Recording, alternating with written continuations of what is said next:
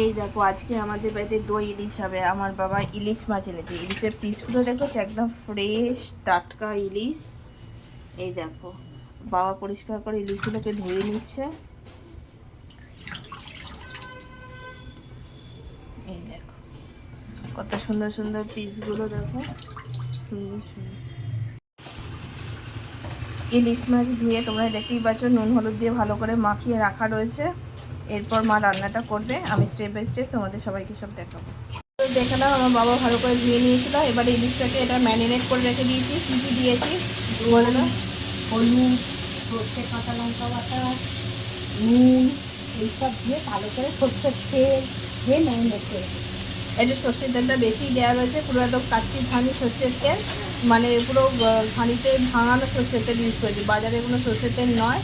আর এটা ভালো করে করে আজকে দই ইলিশ জমে যাবে, খাওয়াটা আজকে দুপুরে খাওয়া একদম জমে যাবে, ভালো করে করা হয়েছে। ঠিক আছে, তো চলো আমি যে পরের স্টেপটা দেখাবো তোমাদের।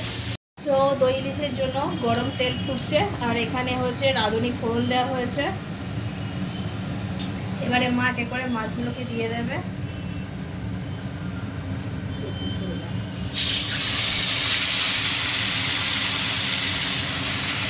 এটা 15 থেকে 20 মিনিট ম্যারিনেট করে রাখা ছিল, সেই মাছগুলো মা দিয়ে দিচ্ছে।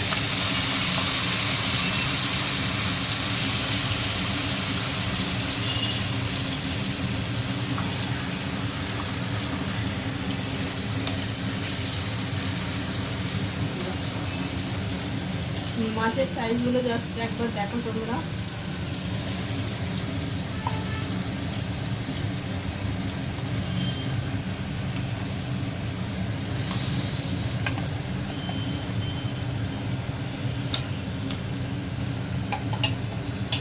সব ভালো করে দিয়ে দেওয়া হলো। এবার দিয়ে একটু জল দিয়ে দেবো। একটু জল দিয়ে ওই মশলাটা যেটা ছিল সেইটা ভালো করে দিয়ে দিচ্ছে।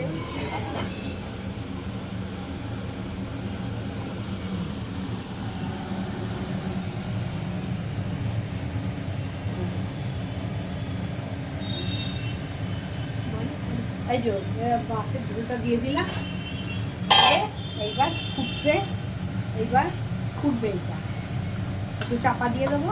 আর ইলিশ মাছ বেশি তো টাইম লাগে না, নরম মাছ, খুব সুন্দর লাগবে। তেলটা একটু বেশি দেবে, টেস্টটা হবে।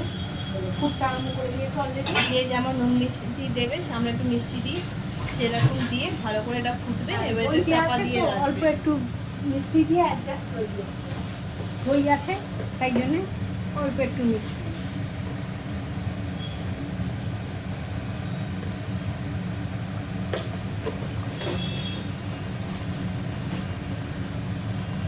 এবার মা চাপা দিয়ে দেবে, এটাকে একটু ফুটতে দিয়ে। সো গাইস দেখো কত সুন্দর দই ইলিশ আমাদের রেডি হয়ে গেছে। কালার টেক্সচার সবই তোমরা দেখতে পাচ্ছ, অপূর্ব সুন্দর। চলো খাওয়া যাক, গরম গরম ভাত আর ইলিশ মাছের ঝোল।